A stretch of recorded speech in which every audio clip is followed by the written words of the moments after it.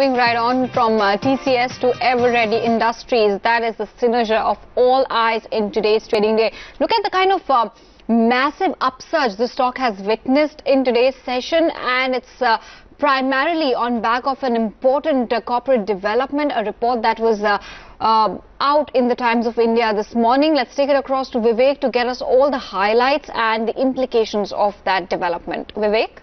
Well, Ever-Ready Industries is the stock in focus today. Now, remember what has actually happened is that the company is looking to raise significant funds, looking to do a lot of value unlocking deals. Earlier, we had mentioned about how the company is looking to divest its Hyderabad land. Today, what the Times of India has reported is that it is saying that the company's promoter group, which is the Williamson Magger Group, is looking to pair some stake or enter into a joint venture for the 45% stake that it has in its own company.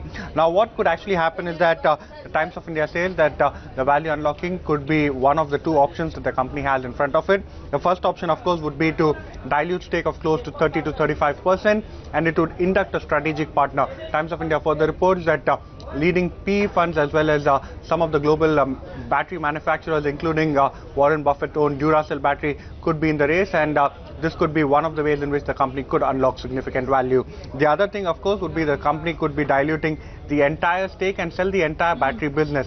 In that case, the company would be left with some of the residual businesses, including the tea business. The company is also looking to focus on the high-margin confectionery business, and which is why, in fact, if you're looking at Ever-Ready today, Street is taking this quite positively. Stock up almost 16% in the session today. Absolutely, 16% higher is exactly where the stock is perched at, reacting to that big news that came by in the Times of India this morning. Moving right on, let's bring on board our market guest for the day, Alok Agarwal, the fund manager equities from DHFL Pramerica Asset Managers, is with us. Alok, hi, good afternoon. I'll straight dive into the kind of macros that we're dealing with domestically and globally. There's been a massive volatility seen in oil prices. US yield curve has been flattening. There's a global risk of an economic slowdown, and of course the tightening of liquidity is a huge crisis. How does one navigate in a market filled with so many uncertainties, so many headwinds?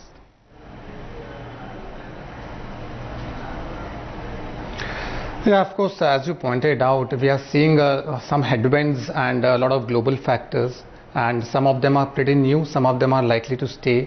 For example, the risk to slow down is pretty new. We were just having a multi-year high growth rates on the global side, but of late, the recent numbers in terms of PMI across China, Germany and US that are coming, plus the China auto numbers and the way the crude has been reacting, it shows that there is some slowdown expected. You also mentioned that the US yield curve has been flattening. Yes, the 2-year, 10-year spread has come down to the lowest since 2007 or so. The expectations on the global growth have come off. They are towards on the lower side. When we look at India's space, the lower crude prices as well as a fall in yield works in India's favor. And hence, the lower yield is also favorable for our valuations. But when we look at the crude prices, recently after the Saudi and OPEC side, they said that they are going to cut production. We have seen crude reacting positively as well. So we need to be watchful on these sides. In terms of strategy, we need to just ensure that the way we do in our portfolio allocation, we stick to companies with strong cash flows and good long-term growth prospects. So we are going to stick to it. After the recent correction that we saw, especially in 2018 in the broader markets, and some time correction in the Nifty benchmark, we see that the Nifty index is trading at about 16.7 times 1 year forward, which is about 10% premium to averages. On a price to book, it is about 2.5 times 1 year forward, which is about 5% premium to the averages. So while the valuations are slightly above averages, but they are not prohibitively expensive. So all we can say is that India shines smartest out of this slowdown risk in the global side. We are still the highest growing country, and with our external debt being manageable compared to our peers, India is quite well positioned. Okay, given how India is relatively well positioned, I just want to first get on to talk about the fund flows. FII flows have been at the highest level since 2008 rather, and even if you combine the equity and debt flows, those have also been at an all-time low. What is the kind of trend you witnessed? Now that you say that India is relatively better positioned, do you see FII flows come back once again?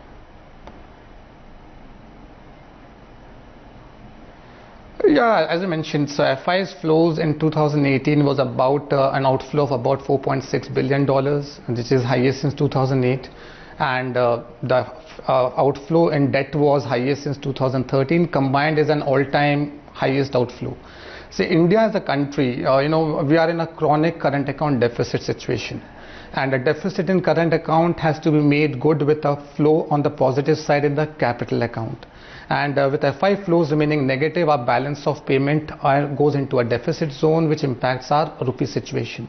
So given the India situation where a large portion of our current account deficit comes in the form of crude imports, so fall in crude prices is likely to bode well for India, and we should get disproportionate amount of flows from FIs. So in case there is an outflow by the FIs from the emerging markets, we should have a lower share of the outflows.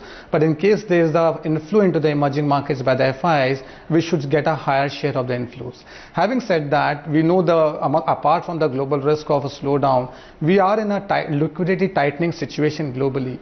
So ever since the global financial crisis in 2008 till now, and there's about 10 odd years, the four major economies in the world, their central bankers' balance sheet had risen from $4 trillion to about $15 trillion, and they're looking at reducing that balance sheet now.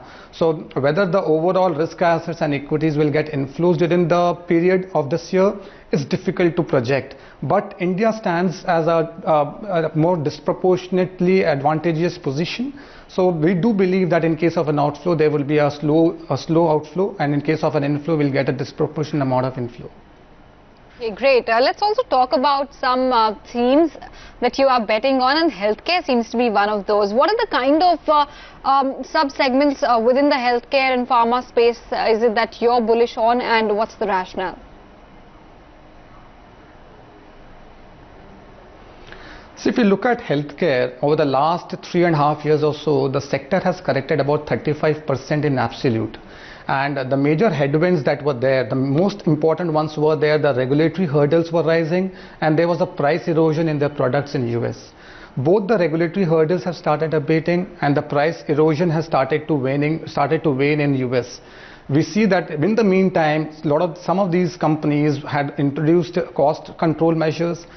They have started producing on the specialty side, and their India business has also ramped up. So those who could manage this well, both on the India side and cost control measures, and were smarter enough to come with specialty as well, we are more overweight on those segments. The valuations for pharma is also pretty attractive, although it's about 25% premium to Nifty, but it is significantly below the 10-year averages of about 38% premium. And I must say that towards the peak, we were nearly double the valuation of Nifty.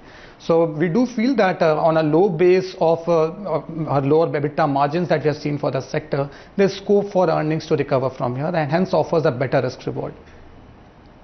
Point taken, Alok. Thanks much then for coming on board, helping us understand what your strategy is going to be like to play the current market scenario and your top bets.